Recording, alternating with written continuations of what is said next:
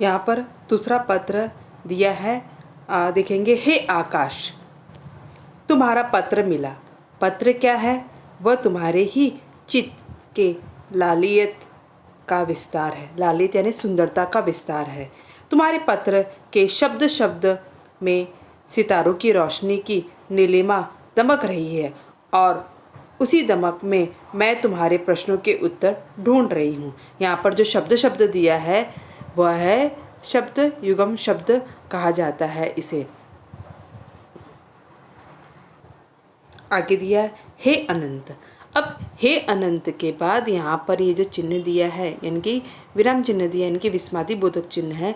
नीलिमा यानी कि नीलापन के विस्तार में अपनी पावनता को अक्षुक्षण यानी कि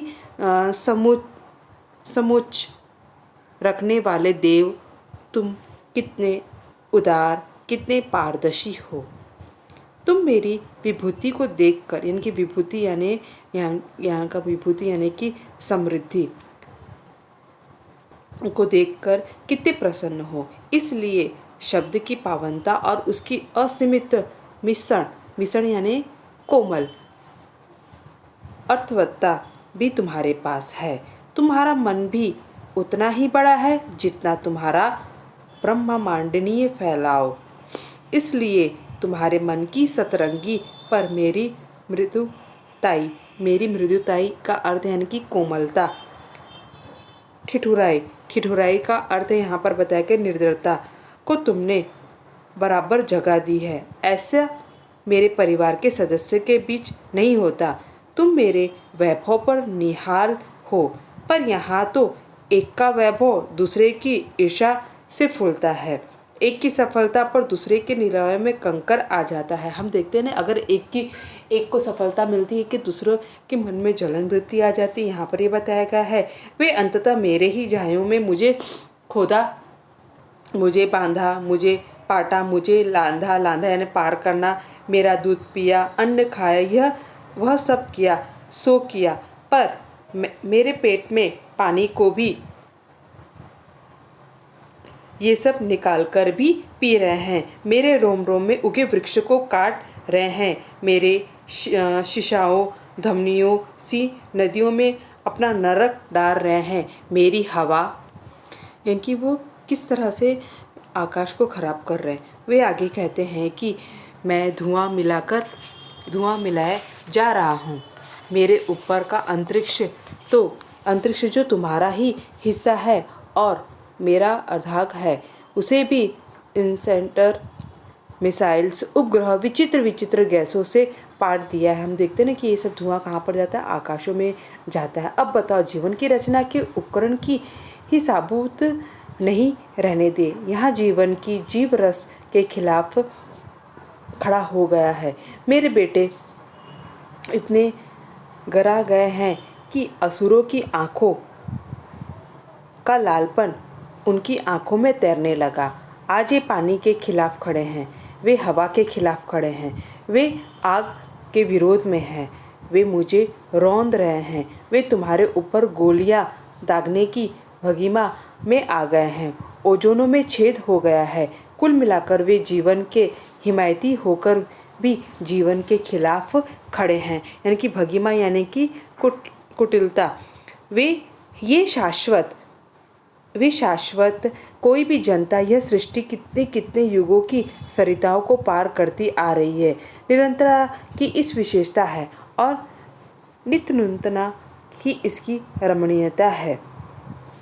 हे नील व्योम, तुम्हारी अच्छाई की गहराइयों में सौर मंडल में कितने कितने हास्यरुद्ध छुपे हैं। तुम्हारा हल्के पिंडों में मानव के भय और औत्सुक दोनों जगते हैं। मेरे ही पेरखों के लिए तुम मुक्ति का स्थान और अपनी उड़ान शक्ति की सीमा बने हुए पंख थक जाते हैं, लेकिन तुम्हारा विस्तार और गहराई कभी खत्म नहीं होती। हम देखते हैं कि हर समय विस्तार हो रहा है मगर ये खत्म नहीं हो रहा है। पंख, कोई पक्षी अगर आकाश में उड़ता है तो उड़ते समय थक जाता है, मगर मानव सृष्टि इतने नए नए उपक्रम कर रही है कि वो कभी भी समाप्त नहीं होता। अनगिनत अदृश्य प्रयोगशाला तुम्हारे आधार में चलती रहती है, इससे हवा बनती है, पानी बनता है, आग बनती है। तुमने पत्र में लिखा है कि मुझ पर जीवन है, यह विशेष बात है, परंतु यह जीवन भी तुम्हारे द्वारा निर्मित हवा पानी के बिना संभव नहीं है। इसलिए यह गौरव भी मैं तुम्हें देती हूँ। वह इसलिए भी कि कोई एक तत्व न तो भौतिक वस्तु रख सकता है और न ही उसका रक्षण कर सकता है। यहाँ तक कि मैंने अब यहाँ पर आपको मेन देखना है, ये जो लाल अक्षर से दिया है और उसके आधार पर आपको कुछ प्रश्न उत्तर पूछे जाएंगे। देखो, हे लोहित गगन, हे लोहित गगन, यानी कि यहाँ पर के लाल रंग का गगन, तुम्हारे पास अनेक ज्योति पुंज यानी कि प्रकाश समूह, सूर्य प्रकाश का स्रोत यानी जरिया है, प्रकाश का झरना है, सूर्य है इसलिए उजियारा है। इस उजियारे से ही जीवन के बाहर भीतर के ज्ञान अज्ञान का भी मान अनुमान होता है। मुझ पर रहने वाले सारे प्राणी इसलिए उसकी अभ्यर्था यानी कि प्रार्थना करते हैं। तुम्हारे पास एक चंदा है, चंद्रमा की चांदनी ही मेरे शाले में दूध भरती है, कपास में उज्ज्वलता भरती है, ज्वार के दोनों मिठास भरती है, कमलनी में सुगंध भरती है। अब यहाँ पर हमने पैराग्राफ पढ़ा। इस पैराग्राफ के अंतर्गत आपको प्रश्न पूछे जाएंगे, जैसे कि दिया है उचित मिलान करिए। अब हमें उचित मिलान में यहाँ पर देखना है क्या दिया गया है। सबसे पहला उचित मिलान में यहाँ दिया गया है चंद्रमा। अब इसका क्या है, उचित जोड़ी चंद्रमा, चंद्रमा की क्या रहती है, चंद्रमा की यहाँ पर आएगी चांदनी। उसके बाद क्या दिया है लोहित, लोहित का क्या आएगा, लोहित का आएगा गगन। तो यहाँ पर हम क्या लिखेंगे, लोहित में गगन। उसके बाद प्रकाश, प्रकाश में क्या आएगा, प्रकाश में आएगा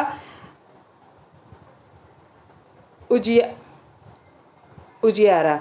उसके बाद सूर्य, सूर्य में क्या आएगा, सूर्य में हमें देंगे झरना।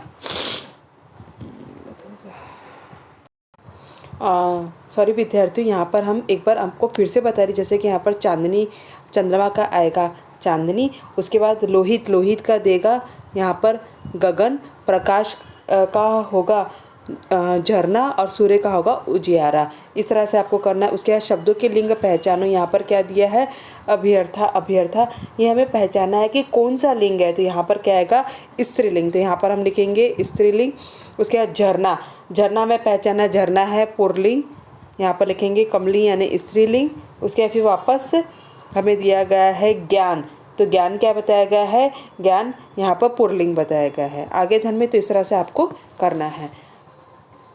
आगे देखेंगे, हे अंबर, तू मुझे भी अपनी नीलाभ के परिधान में वैशिष्ट किए हुए है, अतः यह नहीं हो सकता कि मेरा सौंदर्य केवल मेरा अंजन या निसर्गत उत्पाद है। तुम्हारे सौर मंडल के ग्रह नक्षत्र एक दूसरे के आकर्षक और अस्तित्व पर टिके हैं, उनकी स्थिति ही सस्तित्व पर है। आज के दिन यह कितनी सुंदर बात है, लेकिन मेरे पुत्रों ने अपने अपने देश बना रखे। यहाँ पर यानी कि कवि कहते हैं कि सब ने अपने अपने देश बना रखे और अपने अपने देश बनाने के लिए उन्होंने क्या किया है, सृष्टि को वो नुकसान पर, ये सृष्टि की है, मानव की नहीं, मगर मानव ने अपने अपने हर क्षेत्र में इसे विभाजित कर दिए हैं और वे इसमें नए नए अलग अलग उपक्रम कर रहे हैं। व्यक्ति विनम्र हुआ, वह क्षितिजों के पार भी पहुंचा, जहां आंगन के पार कोई द्वार खुलता हो। विज्ञान ने उनकी उपलब्धियों की संख्या में और इजाफा किया, यानी कि बढ़ोतरी या वृद्धि भी की। फिर वह कहते हैं कि हे नीरद, नीरद यानी बादल, मालाओं के धारक, वर्षा से तुम्हारी शोभा है, वर्षा तुम्हारी हृदय धारा है, तुम्हारी अनुभूति है। इस अनुभूति की अभिव्यक्ति में जब तुम मेघा की कविता लिखते हो और वह कविता नव शब्द शब्द बूंद बूंद मुझ पर झरती है, तो परम प्रकृति का महाकाव्य रचता है। तो जल तुम श्यामल घनों से बरसात हो, वही मेरा जीवन रस है। वही फूलों के गंध, वस्तु के रूप, फूलों में रस मेरी देह पर जाकर स्पर्श और झनों में शब्द बनकर रूपायित होता है। यही जल मेरे गर्भ में जाकर मेरे जीवन में संतुलित पैदा करता है। भूगर्भ जल और थल पर स्थिर स्थित जल की मात्रा भी एक तरह का संतुलन कायम करती है। मेरे बेटों ने भूगर्भ जल का इतना दोहन किया है, इतना दोहन किया है कि मेरा भीतर का संतुलन गड़बड़ा रहा है। वही गड़बड़ाहट कभी भूकंप के रूप में, कभी ज्वालामुखी के रूप में वह फूटता है। हम बार बार सृष्टि को कहते हैं कि आप माता हो हमारी, मगर माता, आप ही कहते हैं कि माता कभी कुमाता नहीं बनती, मगर माता कुमाता बनती नहीं है, मानो उसे स्वयं बनाता है, मानव उसे बिगाड़ता है, सृष्टि को वो मानव बर्बाद करता है। तो जो भी कृति करता है वह सब मानव करता है, तो मानव ही पूरी सृष्टि को बिगाड़ रहा है। तो सृष्टि यह पत्र लिखती है, आगे भी कहती है कि उदार चेता आकाश कौन माँ अपनी संतान का अनिष्ट चाहती है, परंतु जब मेरी ही इज्जत पर बेटे वैभव जुटाएंगे, मेरा पानी बोतलों में बंद करके बेचेंगे, मेरी हवा को सांस लेने लायक भी न रहने देंगे, तब उन्हें अनुशासित करने के लिए अप्रिय निर्णय ही लेना पड़ता है। हे उदार चेता, ये मेरे मन के भाव है जिसने तुम अपने उत्तर शायद पा सको। वैसे परम प्रकृति के रहस्यों से संबंधित प्रश्नों के उत्तर कब कोई दे सकता है? तुम्हारे पृथ्वी, ये पृथ्वी हमसे ये इस तरह से प्रश्न करती है और अपने विचार व्यक्त करती है कि मानव सृष्टि को क्या कर रहा है, दिन प्रतिदिन क्या कर रहा है, उसको वह खराब कर रहा है। तो इस प्रश्न के उत्तर आप दे सकते हो। जैसे कि पृथ्वी बोलती है कि एक बार पृथ्वी पर पाप बहुत बढ़ गया था। पृथ्वी ने भगवान विष्णु से प्रार्थना की कि वे उस पर हो रहे पाप को दूर करें। विष्णु ने क्या किया था? राम के रूप में जन्म लेकर पृथ्वी पर यानी कि फैले पाप को दूर किया था। आज भी वही स्थिति परिस्थिति पैदा हो गई है। पृथ्वी को अब हम माँ कहते हैं, पर पृथ्वी के साथ एक बेटे को जैसा व्यवहार करना चाहिए वैसा व्यवहार हम नहीं कर पाते। पृथ्वी को अपने पुत्रों से शिकायत है, उसमें एक दूसरे के प्रति ईर्ष्या द्वेष भरा हुआ है। वे एक दूसरे का वैभव देखकर जन्म भूल उठते हैं। धरती उसके पुत्र की खोद कर उसकी खनिज पदार्थ निकाल रही है, पानी निकाल रहे हैं। यहाँ के तो हम देखते हैं कि पानी वो क्या कर रहे हैं, प्लास्टिक के बोतल में भर भर के बेच रहे हैं। धरती के रोम रोम में उगे वृक्ष को वो काट रहे हैं। अनेक कारखानों के माध्यम से पैदा होने वाले प्रदूषित जल को भी नदियों में डालकर उनका जल भी प्रदूषित कर रहे हैं। हवा में धुआं मिलाया जा रहा है। धरती तो छोड़िए, मानव अब आकाश को भी प्रदूषित करने लगा है। मनुष्य की इतनी गतिविधियों को देखकर पृथ्वी बोलने पर मजबूर हो गई। पृथ्वी की आवाज़ सुनने के बाद मनुष्य को सावधान हो जाना चाहिए, नहीं तो असावधानी उनके जीवन के लिए खतरा हो जाएगी। तो यहाँ पर हमें पृथ्वी बार बार अपना संदेश दे रही है। अब यहाँ पर आगे हम स्वाध्याय की ओर देखेंगे। विद्यार्थी, यहाँ पर जो शब्द वाटिका के अंतर्गत शब्द दी उसे हमें अपनी नोटबुक में लिखना है। जैसे कि पांजर, यहाँ है आधार, लालिता यानी सुंदरता, नीलिमा यानी नीलापन, अशुषण यानी समूचा, विभूति यानी वृद्धि या समृद्धि, मृदुता यानी कोमलता, निठुरा यानी निर्दयता, पाटना यानी मिट्टी डालकर भरना, लांदना यानी पार करना। उसके बाद भगीमा यानी कि कुटिलता, हिमायत, तरफदारी, शाश्वत, स्थायी, नाश रहित, लोहित, रक्त वर्ण या लाल, इजाफा यानी कि बढ़ती वृद्धि, नीरद यानी बादल, दोहन यानी खींचना या दोहना। मुहावरा यहाँ पर दिया गया है निहाल होना यानी कि भली भांति संतुष्ट और प्रसन्न होना। यह आपको अपनी नोटबुक में लिखना है और इस मुहावरे का आपको वाक्य में परिवर्तित करना है। पाठ के आंगन में हम देखेंगे सूचना के अनुसार कृतियाँ कीजिए। सबसे पहला दिया है चंद्रमा की चांदनी का परिणाम। क्या है परिणाम? क्या दिया गया है? शाल्य। यहाँ पर हम इसका उत्तर इसके अंदर लिखेंगे। शाल्य में दूध, कमलीय में सुगंध, कपास में उज्ज्वलता और ज्वार में मिठास। तो इस तरह से हमें क्या लिखना है? यहाँ पर एक तालिका पूर्ण करना है। उसके दिया है क दिया है पाठ में इनके लिए प्रयुक्त शब्द। अब किनके लिए प्रयुक्त शब्द दे दिया? जैसे कि पहला दिया है कपास में, तो कपास में हम क्या लिखेंगे? उज्ज्वलता यानी कि उसकी प्रकाश सफ़ेद रंग का रहता है और प्रकाश से की वजह से उज्ज्वलता यानी कि सफ़ेद रंग की उज्ज्वलता फैलती है। उसके बाद तो ज्वार के दाने में क्या रहता है? मिठास रहती है, जिसे खाने से वह बहुत मीठा लगता है। उसके बाद है कमलिनी में क्या दिया गया है? यहाँ पर हम लिखेंगे सुगंध, इसकी सुगंध चारों ओर फैलती है। उसके बाद दिया है विशेषताएं लिखकर प्रवाह तख्ता पूर्ण करें। अब यहाँ पर विशेषता दी गई। सबसे पहले किसकी विशेषता यहाँ पर हमें लिखना है? यहाँ पर सबसे पहले हमें आकाश की लिखना है। तो यहाँ पर 3 बॉक्स दिए, पहले में लिखेंगे अणुछन पावनता, एक बॉक्स में, दूसरे में लिखेंगे उदारता और तीसरे में लिखेंगे पारदर्शिता। उसके बाद पृथ्वी। अब यहाँ पर पृथ्वी के बारे में दिया गया, तो पृथ्वी में क्या लिखेंगे? यहाँ पर सुंदरता, उसके बाद जीवन धारता और रंग बहुलता। तो इस तरह से हम क्या लिखेंगे? इसकी संजाल पूर्ण करेंगे। उसके बाद प्रश्न 2, उचित जोड़ियाँ लिखकर प्रभाव तालिका पूर्ण करें। अब यहाँ पर हमें उचित जोड़ियाँ, तो उचित जोड़ियाँ में हमें देखना है कि क्या आएगा। जैसे कि सबसे पहले यहाँ पर दिया है निमिष, तो निमिष में यहाँ पर हमें लिखेंगे पल। उसके बाद क्षण, क्षण में क्या लिखेंगे? घंटे। उसके बाद दिन, दिन में हम क्या लिखेंगे? दिन में हम महा, और महा के नीचे क्या दिया है? वर्ष। तो इस तरह से इसकी हम तालिका पूर्ण करेंगे।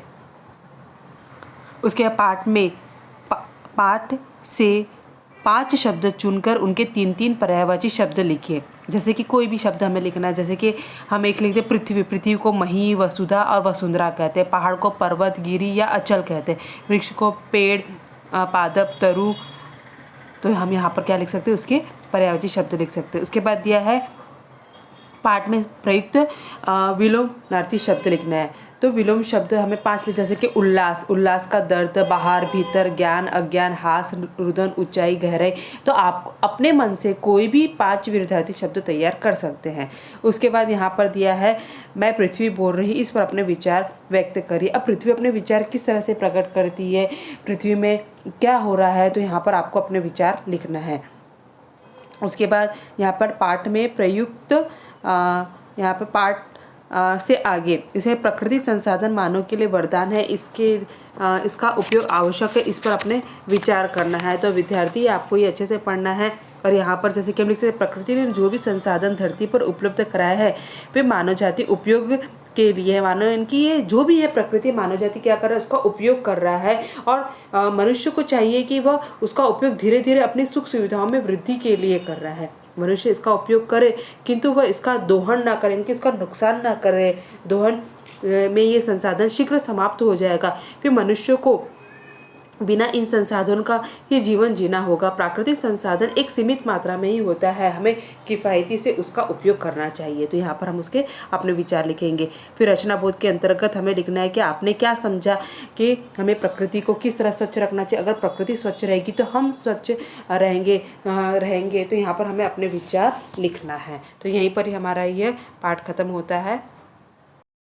विद्यार्थियों, आपको भाषा बिंदु ध्यान से देखना है। शब्द पहली से मुहावरे, कहावतें ढूंढिए और उसकी सूची बनाइए। अर्थ बताकर अपने वाक्य में प्रयोग करो। तो यहाँ पर हमें क्या दिया गया है? यह तालिका दी गई है, इस तालिका से हमें सूची बनाना है। तो इस किस तरह से, जैसे कि यहाँ पर मुहावरे दिए और यहाँ पर कहावतें दिए, तो हमें ढूंढना है कि कौन सा मुहावरा है और कौन सा कहावत है। तो यहाँ पर हमें जैसे दिया है तो हमें ढूंढना है। सबसे पहले अगर हम लेते हैं डूबते, ठीक है। अब डूबते क्या बन सकता है? अब हमें और ढूंढना है, यहाँ पर अच्छे से हमें और ढूंढेंगे। जैसे कि डूबते को कहाँ पर दिया है? यहाँ तो दिख नहीं है। डूबते को तिनके का सहारा यहाँ पर दिया है, को तिनके का सहारा यहाँ भी नहीं दिया, तिनके का। तो यहाँ पर तो हम क्या लिखेंगे? जैसे कि मैंने आप लोगों को पहले बताया था, डूबते, एक मिनट को, यहाँ पर